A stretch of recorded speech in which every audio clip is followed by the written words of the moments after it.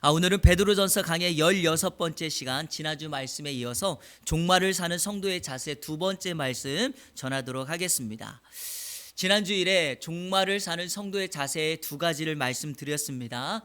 우리가 살고 있는 이 시대가 성경이 말하는 종말의 때의 모습이 그대로 이루어지고 있고 현상들이 나타나고 있음을 보면서 종말이 멀지 않았다, 말세가 우리 가까이에 왔다라는 것을 피부로 느끼고 있습니다. 바로 이러한 때에 하나님의 자녀로서 우리들이 종말신앙과 재림신앙을 갖고 현명하고 지혜롭게 살아간다는 것은 매우 중요합니다. 더욱이 우리가 본문으로 삼고 있던 베드로 전서에 이 베드로 사도는 소아시아에 흩어져 있는 나그네들이 앞으로 받을 로마의 극심한 환난과 핍박 속에서 성도들이 종말 신앙을 가지고 있다면 그 고난을 이길 수 있다라고 그들을 권면하고 격려하고 있습니다. 제가 지난 시간에 종말에 성도들이 어떤 자세를 가지고 살아가야 되느냐 두 가지를 말씀드렸습니다. 네 가지가 있는데 두 가지를 말씀드렸어요. 그 두 가지 기억나십니까? 하나는 정신을 차리고 근신하여 기도하라. 그래서 우리 옆 사람에게 뭐라고 외쳤죠? 정신 차려라고 외쳤습니다. 두 번째는요, 뜨겁게 서로 사랑하라 라고 말씀드렸습니다. 종말의 때가 오면 시대가 혼탁하고 혼란하기 때문에 사람들의 삶이 분주합니다. 그래서 기도가 뒷전으로 밀려나죠. 이러할 때 우리 성도들은 정신을 차리고 근신해서 하나님 앞에 기도해야 됩니다. 왜냐하면 기도하면 어떻게 되죠? 때를 분변하고 아버지의 오심을 맞이할 수 있다라는 것입니다.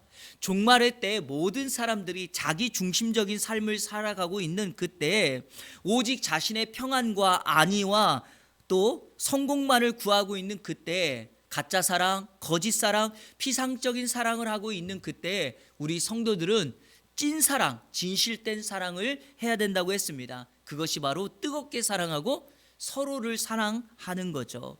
자, 오늘 말씀, 지난주의 말씀과 이어서 말씀을 드리도록 하겠습니다. 자, 제가 두 번째 뜨겁게 서로 사랑하라라고 하는 말씀의 내용을 다 설명하지 못했어요.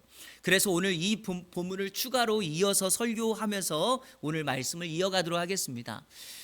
종말에 성도의 자세 두 번째가 뭐라 그랬죠? 뜨겁게 서로 사랑하라 였습니다. 자, 우리 성경 8절 말씀 다 같이 읽겠습니다. 시작. 무엇보다 뜨겁게 서로 사랑할지니 왜냐하면 사랑은 허다한 죄를 덮느니라. 아멘. 가로에 뭐가 있어요? 왜냐하면이라고 하는 접속사가 있습니다. 성도들이 뜨겁게 서로 사랑해야 되는 이유가 뭐냐? 이 사랑이 사람들의 허다한 죄를 덮기 때문이다 라고 말합니다. 베드로 사도는 잠언 10장 12절 말씀을 인용하고 있는 겁니다. 자, 우리 잠언 10장 12절 읽겠습니다. 시작. 미움은 다툼을 일으켜도 사랑은 모든 허물을 가리느니라. 이 가린다는 말이 뭐예요? 덮는다라는 것입니다. 진정한 사랑은 누군가의 죄를 덮습니다. 여러분, 이 말씀 오해하시면 이렇게 해석할 수 있어요. 그러면 누가 죄를 저질렀을 때 그 죄를 방관하고 묵인하라는 말인가? 그 말이 아니라 죄를 능히 뛰어넘어 그 죄를 이길 수 있는 방법은 그 죄보다도 더 큰 넉넉한 사랑이 그 죄를 덮을 때 그 사람을 살릴 수 있다라는 것입니다. 덮는다라는 말을 제가 들을 때 생각나는 사건이 두 개가 있어요. 그 두 사건을 여러분에게 소개하려고 합니다. 하나는 창세기 9장에 나오는 노아와 그의 아들들에 대한 이야기입니다. 방주에서 나온 노아가 포도주에 취해가지고 술을 먹고 잠을 자는데 나체가 돼버린 거예요. 아마 술에 취했으니 옷을 홀라당 벗었겠죠. 바로 그때 그 모습을 아들 하나가 봅니다. 자, 우리 창세기 9장 22절 23절 읽겠습니다. 시작. 가나안의 아버지 함이 그의 아버지의 하체를 보고 밖으로 나가서 그의 두 형제에게 알림해 셈과 야벳이 옷을 가져다가 자기들의 어깨에 메고 뒷걸음쳐 들어가서 그들의 아버지의 하체를 덮었으며 그들이 얼굴을 돌이키고 그들의 아버지의 하체를 보지 아니하였더라. 아멘. 노아의 아들 함은 아버지의 벌거벗은 그 수치를 보고 어떻게 합니까? 형제들에게 알렸어요.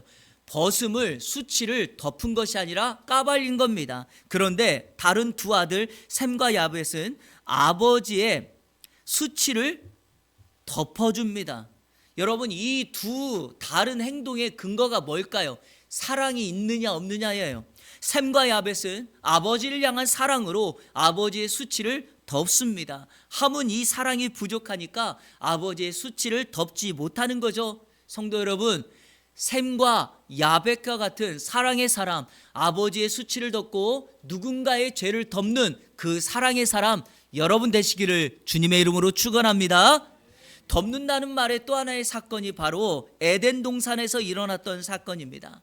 아담과 하와가 하나님의 말씀에 불순종함으로 선악과의 열매를 따먹고 아담에게도 주고 실질적으로 이들이 어떻게 돼요? 눈이 밝아져서 자신들의 벌거벗음을 보고 수치감에 빠져 무화과 나무 잎을 엮어서 치마를 만들어요 입습니다. 그에 대한 하나님의 반응이 무엇일까요? 자, 이들이 하나님의 음성이 무서워 두려워 숨는데 그에 대한 하나님의 반응, 창세기 3장 21절 같이 읽겠습니다. 시작. 여호와 하나님이 아담과 그의 아내를 위하여 가죽옷을 지어 입히시니라. 아멘. 가죽옷을 만들어 그들의 수치를 덮어줍니다. 왜요? 그들이 만들었던 무화과 나무 잎은 사라져버립니다. 바람이 불면 날아갑니다. 시간이 지나면 나뭇잎이 바짝 말라 썩어져 버립니다. 일시적인 덮음을 가지고 있었던 그들의 그 수치와 죄를 우리 하나님께서 가죽옷을 만들어서 그들의 수치와 죄를 덮어주십니다. 성도 여러분, 여기에 중요한 원리가 하나 숨어 있습니다. 가죽옷을 만들려면 어떤 행동이 전제됩니까? 짐승을 죽여야 합니다. 여러분, 하나님께서는 아담과 하와의 죄를 덮기 위하여 짐승을 죽여야 되는 같이 짐승을 죽이는 사건을 일으켰습니다. 그런데 이 사건이 우리 인류를 위하여 인류의 사람들의 죄를 덮기 위하여 자신의 독생자 아들 예수 그리스도를 죽이심으로 우리의 죄를 덮은 하나님의 사랑을 모형적으로 보여주고 있다는 사실입니다. 그러니까 하나님의 사랑이, 하나님의 무조건 사랑이 우리를 덮어서 우리의 죄가 어떻게 됐죠? 덮어진 것입니다. 할렐루야. 바로 이 덮음의 이 근거가 사랑이라는 거죠. 사람들은 기독교의 핵심을 사랑, 은혜라고 말합니다. 그래서 기독교는 어떤 종교냐라고 말하면 사랑의 종교, 은혜의 종교다라고 말합니다. 그런데 문제가 발생합니다. 작금의 기독교를 사람들은 사랑의 종교라고 말하지 않습니다. 예수님은 좋고 하나님은 좋은데 교회는 싫고 성도들은 싫다라고 말합니다. 교회에서 사랑을 보기 어렵고 성도들에게 사랑을 보기가 어렵다라고 말합니다. 그러면서 교회 오직 공로와 자랑만 남아있다라고 말을 하기 시작합니다. 제가 이번 학기요, 제가 강의하고 있는 학교에서 신대원 강의를 또 하게 됐는데 이번에 제가 강의 제목이 뭐냐면 한국교회 목회진단, 현대사회 목회진단 이런 거예요. 제가 감히 어떻게 목회진단을 다 하겠습니까? 많은 제가 가지고 있는 그런 생각과 또 책을 통해서 우리 신학생들에게 여러 가지를 진단하려고 합니다. 그런데 제가 강의를 준비하면서 지금 여러 책을 읽고 있는데 한국교회 7가지 죄라고 하는 이 책에서 정확하게 목회자들과 한국교회를 지적하는 내용이 있어서 제가 이 부분과 사랑과 관련하여 여러분에게 소개하려고 합니다. 책을 있는 그대로 읽어드릴게요. 185쪽인데요. 목회자에게 기도가 설교보다 중요합니다. 설교가 행정보다 중요합니다. 가정이 회중보다 우선합니다. 성실함이 성공보다 중요합니다. 사랑이 능력보다 중요합니다. 올바른 목회가 성공한 목회보다 중요합니다. 목회란, 이 문구는 제가 제 사무실 오른쪽 액자에 써놓은 문구인데 목회란 무슨 일을 하느냐가 아니라 어떤 사람이 되느냐의 문제입니다. 여러분은 저에게, 예안교회 담임 목사인 저에게 무엇을 요구하시나요? 현재 한국교회 목회자들에게 원하는 것은 사랑이 아니라 능력입니다. 기도 한 번에 병자를 고치는 능력을 원합니다. 이거는 예수님이 해야 될 일이죠. 사람은 그렇게 하는 것이 아닙니다. 어느 공동체든지 사람이 병자를 고치는 경우는 없어요. 그거는 그 목사님이 예수님의 이름을 힘입어 기도했기 때문에 고침받는 거지 우리에게 능력이 있음이 아닙니다. 정말 우리에게 중요한 건 사랑입니다. 정말 우리에게 기도하는 것은 성실이고 그 사람들을 사랑하는 거예요. 목회 진정한 성공이 뭡니까? 목회자에게 원하는 것이 무엇입니까? 무슨 일을 하느냐, 어떤 일을 하느냐보다 더 중요한 건 어떤 사람이 되느냐예요. 우리 성도님들이 세상에서 나아가는 일터에서 그리스도의 사랑의 능력을 보이려면 딱 하나예요. 내가 이 일을 잘하고 이 일을 함으로 보여지는 것이 아니라 그 공동체에서 반드시 필요한 사람, 없어서는 안 될 사람, 그 사람만 들어가면, 우리 성도님들만 그 공동체에 들어가면 다툼이 있는 곳에 웃음이 있고 행복이 넘치고 사랑이 넘치고 평안이 있는 공동체, 바로 그런 사람이 돼야 될 줄로 믿습니다. 바로 그 사랑이 오늘 이 시대, 마지막 때를 살고 있는 이 시대에 필요한 줄로 믿습니다. 저는 우리 예한교회와 우리 성도님들이 진정한 사랑을 통하여 뜨겁게 서로 사랑하여 허다한 죄를 덮고 그 공동체를 아름답게 만들어가는 모든 성도님들 되시기를 주님의 이름으로 축원합니다. 종말에 대한 성도의 자세 세 번째는 한번 따라 볼까요? 서로 대접하라. 우리 9절 말씀 다 같이 읽겠습니다. 시작.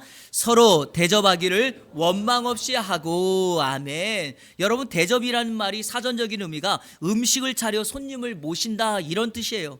손님에게 음식을 준비해서 나눠주는 것이 바로 대접입니다.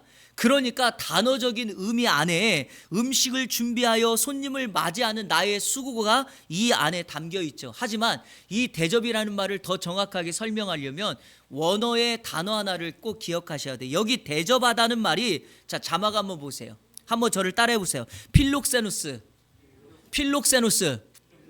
이 단어는 두 단어가 합성된 거예요. 필로스라는 말과 크세노스라는 말이 합성된 거예요.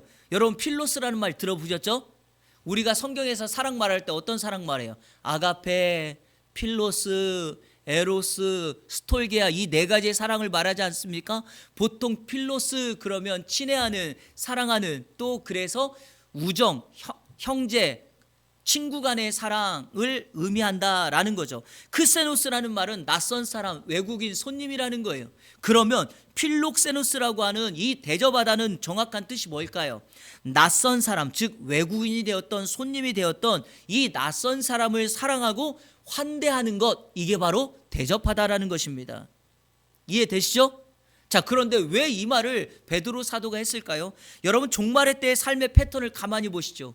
제가 지난주에 여러분에게 소개했던 디모데후서 3장 1절부터 5절까지 보세요. 자기를 사랑하며 자기중심적이며 항상 그 관점이 자신이고 개인적인 것입니다. 그러니까 자기를 추구하고 개인을 추구할 때 종말의 때가 될수록 성도들은, 하나님의 사람들은 점점 타인에게, 이웃에게 자기의 것을 나누는 대접함이 필요하다라는 거죠. 그래서 현대사회는 완전한 개인주의, 이기주의 사회가 된 것입니다. 이러한 개인주의 현대사회를 반영하는 용어 하나가 있죠. 3년 전에 트렌드 코리아라고 하는 책에서도 이 단어를 현대 이슈로 말했죠. 그게 바로 자막 한번 보세요. 이거죠. 욜로. 한번 따라해보세요. 욜로. 들어보셨죠? 예. 욜로가 뭐예요? YOLO. You only live once예요. 당신은 한 번뿐인 인생을 삽니다 라는 거예요. 그러니까 여러분, 무슨 의미예요? 너 인생 한 번 살잖아. 다시 살 수 없어. 그러니까 지금 살아가는 그 인생 속에서 네가 누릴 것을 최대한 누려. 이거 틀린 말 아닙니다. 그리고 누가 이렇게 산다고 해서 나무랄 이유도 없어요. 근데 우리가 한 가지는 꼭 기억해야 될 게 있어요. 성도들은 이 욜로라는 말이, 비슷한 말이 이미 고대에서부터 우리에게 전해지는 말이 하나가 있어요. 자막 한번 보세요. 그게 뭐죠? 한번 따라해보세요. 까르페 디엠. 여러분, 까르페 디엠 들어보셨나요? 이 말은 오늘을 즐겨라, 현재를 즐겨라, 이런 말이에요. 1990년에 죽은 시인의 사회 영화 보셨어요?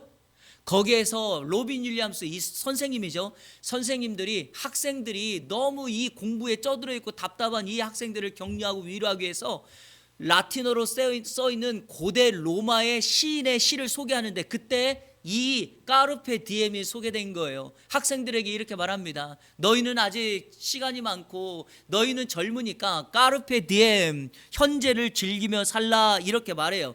그런데 제가 이 말을 하는 이유가 있어요. 욜로와 까르페 디엠은 지향점, 목적이 다릅니다. 욜로는 방향이 자신에게 향해요. 그러니까 항상 자신의 즐거움, 자신의 것을 목적으로 합니다. 하지만 까르페 디엠은 그렇지 않아요. 자신이 아니라 이 단어는 타인을 향하고 있어요. 자, 욜로는 한 번뿐인 인생이니까 지금 하고 싶은 거, 먹고 싶은 거, 갖고 싶은 거, 모든 거 다 해. 그렇게 살다가 죽으면 끝이야라고 말해요. 하지만 여러분, 이 까르페 디엠, 현재를 즐겨라, 오늘을 즐겨라 라는 말은 이런 뉘앙스를 가지고 있어요. 여러분, 오늘을 즐겨라, 현재를 즐겨라 라고 하는 이 까르페 디엠의 라틴어를 영어로 번역하면 이렇게 써요. Enjoy, present, 이렇게 써요. Enjoy, present. 오늘 영어가 좀 잘 되는 것 같아요. 근데 여러분, 현재, 오늘을 즐기라 했을 때 왜 영어 단어 today, now 이걸 안 쓰고 왜 고대인들은 프리젠트라는 말을 썼을까요? 이 말에는 이중적인 의미가 있기 때문이에요. 프리젠트라는 말이 현재라는 말도 있지만 혹시 프리젠트라는 말이 무슨 뜻을 가지고 있는지 아시나요? 선물이라는 뜻을 가지고 있어요. 그러니까 오늘을 즐기라 할 때 오늘이라고 하는 이 현재라고 하는 시간은 나에게 주어진 선물과 같아요. 하지만 선물이 진짜 선물의 가치를 가질 때는 누군가에게 줄 때죠. 그렇지 않아요? 선물을 안 받아봐서 별로 가치를 잘 못 느끼시나요? 선물이라는 것은 누군가가 나에게 줬을 때 그 선물의 가치가 높아지는 거예요. 그렇죠? 바로 그거를 의미합니다.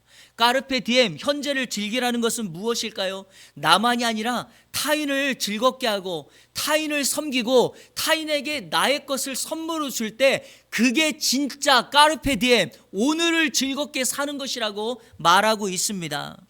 바로 그것이 타인을 향하고 있으니 성경적인 의미이고 오늘 우리가 추구해야 될 우리 삶의 모습인 줄로 믿습니다. 과거에도 한번 소개했지만 이게 실화인데요. 미국의 한 대형 교회가 자신들의 수준에 맞는 능력 있고 실력 있는 유능한 젊은 목사님을 담임 목사님으로 청빙했습니다. 그렇게 청빙해서 담임 목사님의 첫 번째 설교가 있는 날 이 목사님이 스태프들에게 이런 부탁을 합니다. 제가 설교를 준비하고 있을 테니까 여러분들이 예배하고 찬양하다가 저의 소개를 딱 하면 제가 강단에 등단해서 제가 설교를 하겠노라고 말을 했습니다.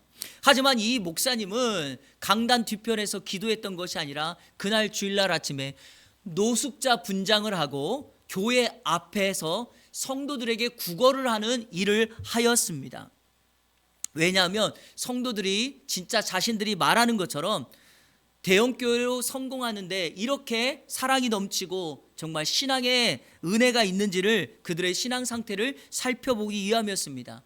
그렇게 해서 주일날 아침에 교회에 오는 성도들에게 구걸을 하니까 성도들의 반응이 천차만별이었습니다. 많은 사람들이 호통을 치고요. 어떤 사람들은 동전을 던져주기도 하고요. 극소수지만 먹을 것을 나눠주는 사람도 있습니다. 하지만 거의 대부분의 성도들은 무관심이었습니다. 관심이 없어요. 분명히 자신에게 우리 교회는 따뜻하고 사랑이 넘치고 지역사회를 위해 헌신하여서 지금과 같은 교회가 되었다고 했지만 그렇게 하지 않았습니다. 어느 한 사람도 그 노숙자를 교회 안으로 데려다가 위로해주고 상담해주고 예수님을 소개해준 사람이 한 명도 없었어요. 그렇게 시간이 되어서 예배는 시작되었고 이 노숙자 목사는 교회 밖에 교회 안으로 초대받지 못하고 홀로 남겨지게 되었습니다. 그리고 시간이 지나 예배를 안내하는 안내자가 흥분된 목소리로 자신이 우리 교회 정말 청빙했던 훌륭하고 유능하고 실력 있는 목사님을 쫙 하고 소개를 합니다. 그때 강단 뒤편의 문이 딱 열리더니 노숙자 그 목사가 강단 중앙으로 걸어 들어옵니다. 사람들은 웅성거리기 시작하죠. 강단에 서서 모자를 벗고 수염을 떼고 난 다음에 다음과 같은 성경 구절을 읽습니다. 마태복음 22장 37절 39절 다 같이 읽겠습니다. 시작.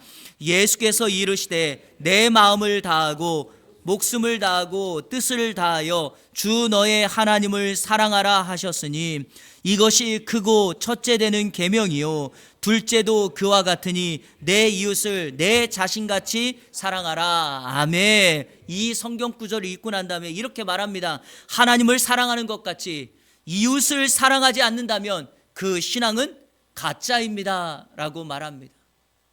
사랑하는 성도 여러분, 우리의 사랑이 찐사랑이 되고 우리의 대접이 진짜가 되려면 어떻게 될까요? 그 대접이 나를 향하는 것이 아니라 세상을 향하고 이웃을 향하고 주변에 있는 타인을 향할 때 그 사랑이 진짜인 거고 우리의 환대와 대접은 진정한 대접으로 나타나게 될 줄로 믿습니다. 히브리서 13장 2절에 손님 대접하기를 잊지 말라. 이로써 부지 중에 천사들을 대접한 이들이 있었느니라. 여러분, 여기 부지 중에라는 말이 중요하죠. 내가 아는 사람, 내가 존경하는 사람만 대접하는 것이 진짜 대접이겠습니까? 그게 아니라 부지 중에 내가 모르는 사이일지라도 나하고 관계없는 사람일지라도 도움을 요청한다면 그분들을 섬기고 사랑할 때, 대접할 때 오늘 성경이 이렇게 말하죠. 원망 없이 하라고 말합니다. 원망과 불평은 사라지게 될 줄로 믿습니다. 이번 한 주간 이렇게 살아가는 우리 이 안의 성도들 되시기를 주님의 이름으로 축복합니다. 종말에 대한 성도의 자세, 마지막 네 번째는 서로 봉사하라입니다. 한번 따라 볼까요? 서로 봉사하라. 자, 우리 10절 말씀 다 같이 읽겠습니다. 시작. 각각 은사를 받은 대로. 아멘. 사람들은 섬기는 것보다 섬김을 받는 것에 익숙합니다. 그래서 섬김과 봉사가 어려운 거죠. 마땅히 해야 되는 일인 줄 알지만 그것이 적응이 안 되니까요. 그럼 성도 여러분, 어떻게 봉사하는 것이 가장 바람직한 봉사일까요? 오늘 본문 10절과 13절에는 우리에게 세 가지 방법을 소개하는데 그 세 가지 방법대로 봉사하면 됩니다. 첫 번째, 각각 은사를 받은 대로 봉사하면 됩니다. 각각 은사를 받은 대로.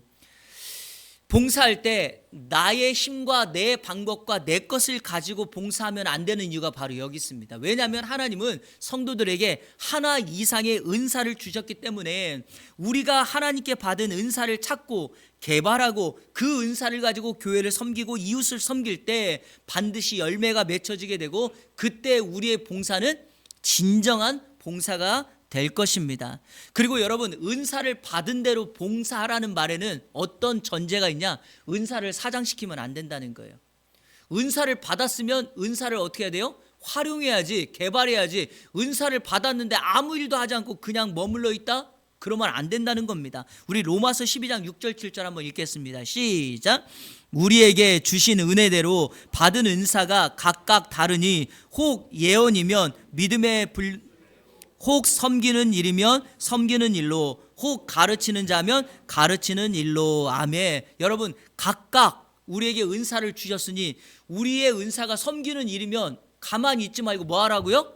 섬기는 일을 할 때 그 은사가 빛이 나고 서로 봉사하는 성도의 삶이 될 것이다 라는 것입니다. 자, 두 번째, 어떻게 봉사해야 되는가? 한번 따라 볼까요? 선한 청지기 같이 봉사하라.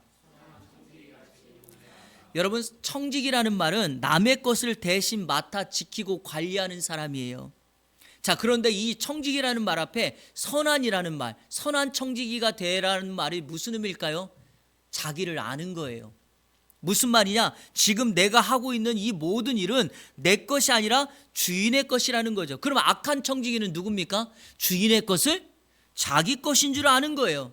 성도 여러분, 우리는 2달란트, 5달란트, 1달란트 이거는 우리에게 중요하지 않습니다. 주인에게는 그 모든 것이 다 뭐라고요? 적은 것이었다니까요. 그러니까 우리는 주인의 적은 것을 가지고 뭐만 하면 된다? 충성만 하면 돼요. 이게 바로 선한 청지기의 기본적인 자세입니다. 선한 청지기의 삶을 보여주는 성경의 대표적인 성경 구절 하나 있습니다. 누가복음 17장 10절 같이 읽겠습니다. 시작. 이와 같이 너희도 명령 받은 것을 다 행한 후에 이르기를 우리는 무익한 종이라 우리가 하여야 할 일을 한 것뿐이라 할지니라. 아멘. 맞습니다, 여러분. 우리가 종인데 청직인데 할 일 다 했다고 이제 나 대접받아도 되죠 이렇게 말할 사람 없다라는 것입니다. 우리가 청지기로서 일을 다 한 다음에 뭐라고 말해야 되는가? 우리가 하여야 할 일을 한 것뿐이다. 여기에는 마땅히라는 말을 붙여야 돼요. 우리가 마땅히 해야 할 일을 했을 뿐입니다 라고 하나님 앞에 서서 말할 때 우리는 선한 청지기의 삶이 될 줄로 믿습니다. 여러분, 우리 사회 보면은요, 종종 이 나눔이나 교회도 마찬가지예요. 봉사할 때 꼭 이런 분들이 있어요. 내가 이거 내가 번 것 가지고 이걸 했다, 내 것으로 뭘 나눴다, 이렇게 하는 사람 참 은혜 안 됩니다. 어떻게 해야 돼요? 말이라도, 우리 성도님들 말이라도, 이거요 제 거 아니에요, 하나님이 하라고 주신 거예요, 이러면 받는 사람 입장에서 기분이 들 나빠요. 기분이. 근데 이거 내가요 한 달 동안 진짜 일해가지고 이거를 정말 모아가지고 사실은 제가 쓰려고 했거든요. 근데 이거 주는 거예요. 이러면 감동보다는 그냥 쓰지 이런 생각이 들 때가 많아요. 그래서 우리의 나눔은 이런 나눔이 돼야 돼. 이게 바로 선한 청지기의 자세입니다. 자, 마지막 세 번째, 하나님의 영광을 위하여 봉사. 한번 따라해보세요. 하나님의 영광을 위해. 자, 우리 11절 말씀 다 같이 읽겠습니다. 시작. 만일 누가 말하려면 하나님의 말씀을 하는 것 같이 하고 누가 봉사하려면 하나님이 공급하시는 힘으로 하는 것 같이 하라. 이는 범사에 예수 그리스도로 말미암아 하나님이 영광을 받으시게 하려 함이니 그에게 영광과 권능이 세세에 무궁하도록 있느니라. 아멘. 여기 분명히 말합니다. 누가 말하려면 하나님의 말씀을 하는 것 같이 하고 누가 봉사하려면 하나님이 공급하시는 힘으로 하라. 그 핵심이 뭡니까? 하나님이에요.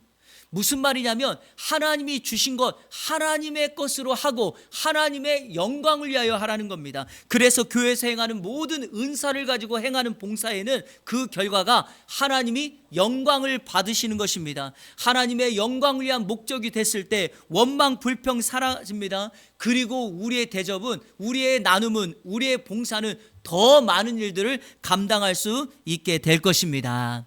말씀을 맺겠습니다. 오늘 저의 설교의 결론을 대접과 관련하여서 제가 하나의 이 말씀을 소개하고 설교를 마치려고 합니다. 제가 설교를 준비하다가 이런 생각을 해보았어요. 여러분, 어떤 대접이 최고의 대접일까요? 대접의 최고봉은 무엇일까요? 뭐니 해도 머니가 좋으니까 돈을 나누는 걸까요?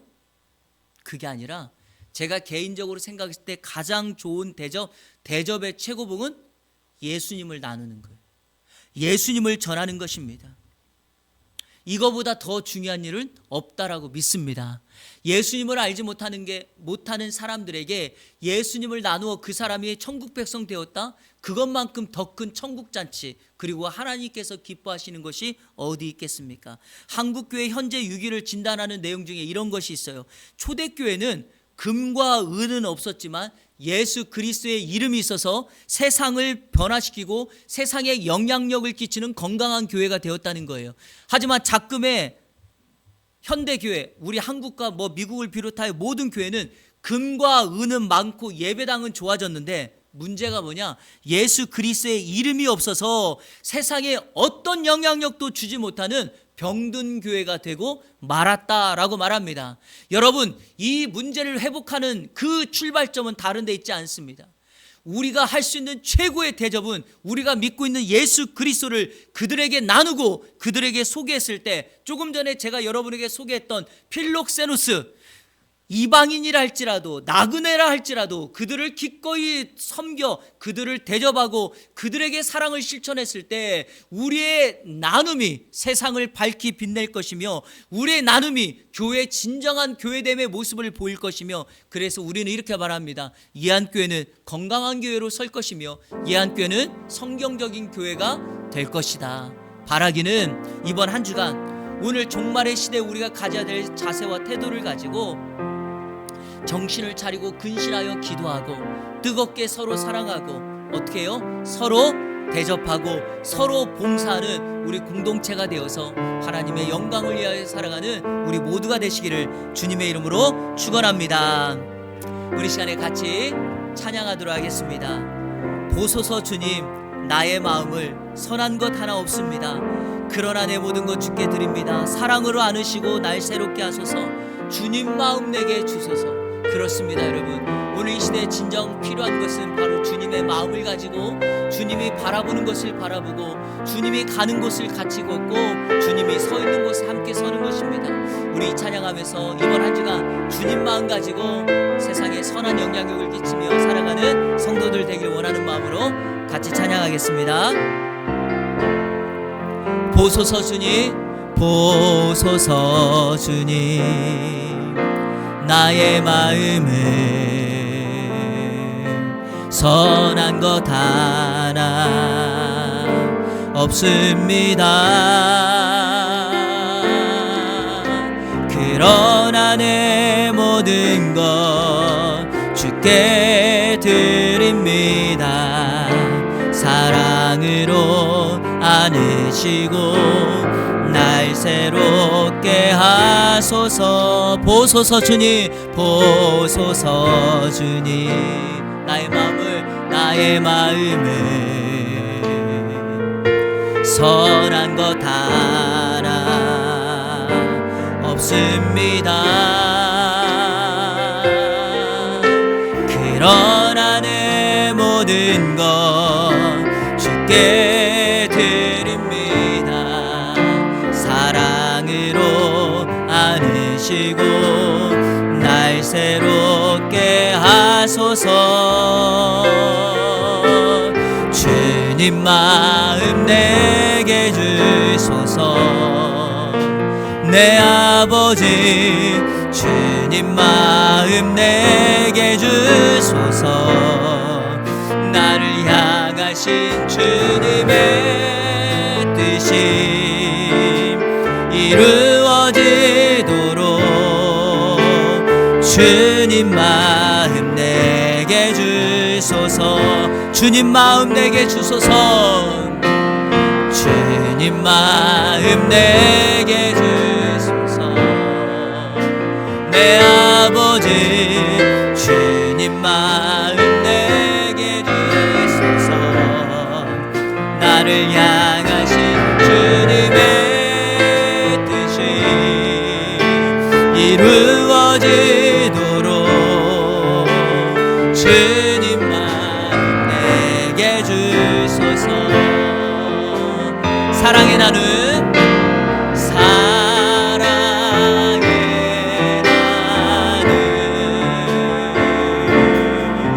있는 곳에 하나님께서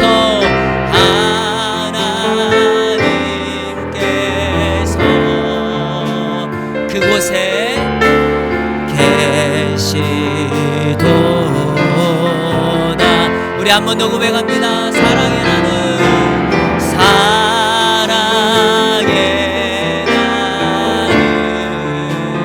있는 곳에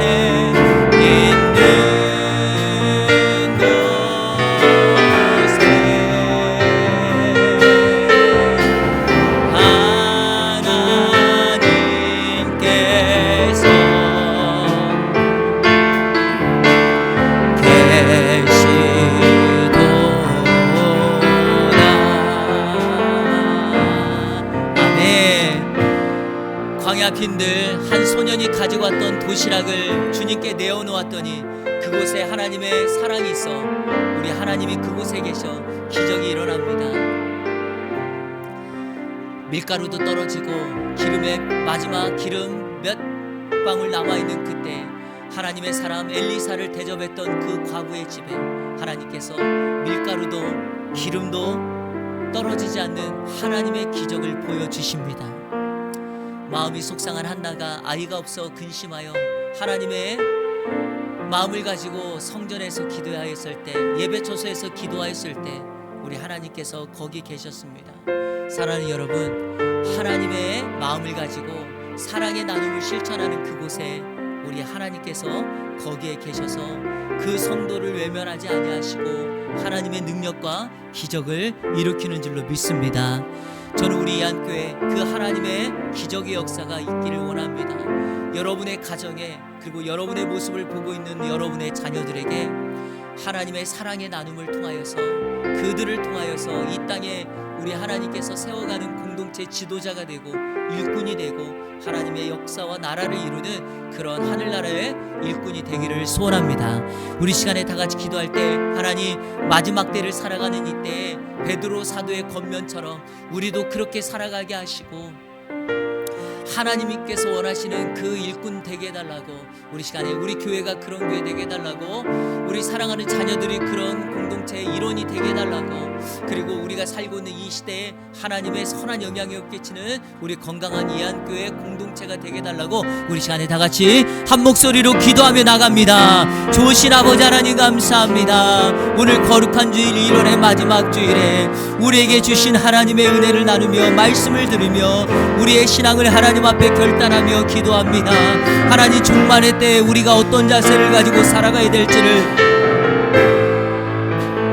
가르쳐 주셨사오니 이 마지막 때 정신을 차리고 근신하여 기도하게 하여 주시고 뜨겁게 서로 사랑하게 하시고 서로 대접하게 하시고 서로 봉사하는 우리의 삶을 살아갈 수 있도록 인도하여 주시옵소서. 하나님, 주님 마음을 허락하여 주시고 그 주님 마음 가지고 사랑의 나눔을 실천하게 하여 주시고 하나님의 은혜를 경험하며 나가는 우리 성도들 될 수 있도록 인도하여 주옵소서. 욜로의 인생을 살아가는 것이 아니라 까르페디엠의 삶을 살아가게 하시고 우리의 삶의 모든 방향이 세상을 향하여 이웃을 향하여 나타나게 하여 주옵소서. 하나님, 사랑의 진정한 나눔이 있는 곳에 하나님의 은혜가 있고 그곳에 하나님이 계시는 줄로 믿사오니 우리 성도들의 헌신과 나눔을 통하여서 하나님의 은혜를 경험케 하시고 주님 원하시는 삶을 살아가는 우리의 모습이 될 수 있도록 인도하여 주시옵소서. 우리 성도들 이번 한 주간에도 그렇게 살아가게 하시고 하나님의 기쁨을 누리며 나아가는 복된 인생이 될 수 있도록 인도하여 주시옵소서.